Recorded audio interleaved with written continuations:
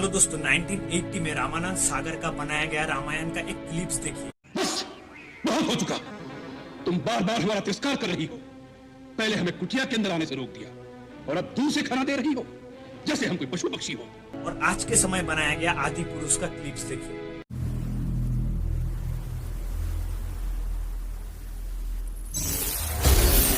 आपको लगेगा आदि पुरुष में कितनी अच्छी तरीके से वीएफएक्स सीजीआई का काम किया गया है, कितना बढ़िया काम किया गया है। अगर आप आदि पुरुष को पूरे देखते हैं, उसमें श्री हनुमान जी के कैरेक्टर में देवदत्त नागे की बात सुनते हैं, रावण को देखते हैं, रावण की लंका को देखते हैं, तो मैं दावे से कह सकता हूँ आपको आदि पुरुष से हॉटस्टार पे जो द लेजेंड ऑफ हनुमान आया था वो आपको सबसे बढ़िया लगेगा, क्योंकि उसमें जो सीन है, उसका जो सीक्वेंस है, उसकी जो बातें हैं वो सबसे बढ़िया थी। और कुछ तो लोग सोचेंगे कि 1980s के रामायण की कुछ तो बात थी जिस वजह से 1980s के रामायण को लोगों ने इतना ज्यादा प्यार दिया, इतना ज्यादा देखा, क्योंकि रामानंद सागर ने लोगों के इमोशंस के साथ नहीं खेला, रामायण की जो कैरेक्टर है उसके साथ ज्यादा छेड़छाड़ नहीं किया। इस साल की सबसे बड़ी बजट की सबसे बड़ी फिल्मों में से एक है ये आदि पुरुष, जिसका बजट लगभग 500 करोड़। हालांकि ये पहले 2 दिनों में 200 करोड़ का रिकवरी कर लिया है। तो आप में से कुछ लोग बोलेगा ये फिल्म तो हिट है। अगर आप इस फिल्म को पूरे देखेंगे तो आपको पता चल जाएगा इंडस्ट्री वालों ने किस तरह से रामायण की कैरेक्टर को रास्ते पे लाकर खड़ा किया है। और इस फिल्म को देखने के बाद लोगों का रिएक्शन भी बहुत ज्यादा अजीब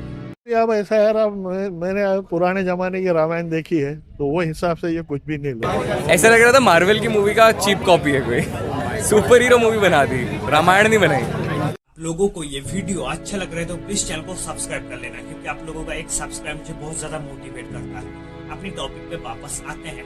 ये फिल्म एक एनिमेटेड सीक्वेंस के साथ खुलती है, जहां राघव यानी कि श्री राम शिव जी का धनुष को तोड़ते हैं और शादी के लिए जानकी यानी कि सीता माँ को जीतते हैं। जिसके बाद राघव, जानकी और लक्ष्मण 14 साल के लिए वनवास में चले जाते हैं। और वनवास में जाने के बाद पहली जो सीन होता है वहाँ पे आपको दिखाई देता है राघव उड़ते हुए चमगादड़ों के साथ लड़ रहे हैं। सच कहूँ तो ये मुझे डाइजेस्ट ही नहीं हो रहा है। अगले सीन में लंका दिखाया जाता है, जहाँ रावण यानी कि लंकेश तानपुरा बजाते हुए गाना गा रहे हैं।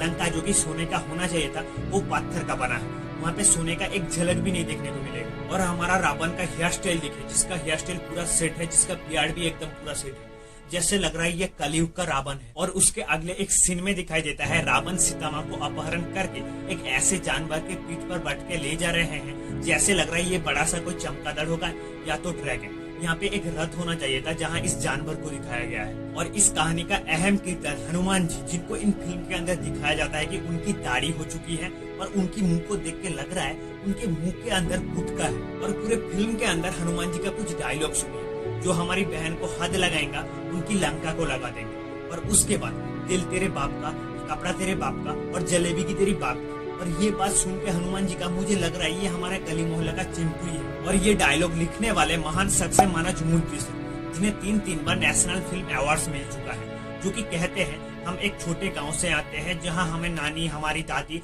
इसी तरह से कहानियां सुनाती थी। इस फिल्म के अंदर एक सीन है जहां विभीषण का पत्नी कपड़ा बदलते हुए बाहर आ रही है और वहाँ पे कुछ ऐसा चीज दिखाई देता है जो कि रामायण को पूरी तरह से बाजार पे ले आती है। रावण एक सीन में हथौड़ा लेकर जोर जोर से लोहे के ऊपर पीट रहे हैं और उनकी मुंह पर एक मार्क्स है। और इस फिल्म में रावण का जो बेटा है मेघनाद, जिसका बॉडी पूरी तरह से टैटू से भरा हुआ है। और ये फिल्म देखने के बाद लोगों को लग रहा है ये रामायण के ऊपर बनाया गया है या कुछ और जब रावण यानी कि लंकेश के साथ राघव का युद्ध होता है, वहाँ पे आपको राक्षस सेना से ज्यादा देखने को मिलेगा चमगादड़ की सेना, जो कि रावण की इशारे के ऊपर नाच रही है। और ये सीन हमें याद दिलाती है किस चीज की, हैरी पॉटर। लेकिन पूरे फिल्म के अंदर सबसे बड़ा क्लाइमेक्स क्या है आपको पता है? वो है रावण का 10 सीन, जो कि 2 लेयर में है, पहले वाले में 5 और दूसरे वाले में 5। इस फिल्म के अंदर रावण का जो लंका दिखाई दे रहा है वो Lanka the ruins of Gotham city जैसा सिमिलर है। और जो मॉन्स्टर दिखाई दे रहा है वो monster the Lord of rings जैसा है। आदि पुरुष प्लेनेट ऑफ द एप्स और किंग कॉन्ग का भी हिस्सा है। और ये फिल्म रिलीज होने के बाद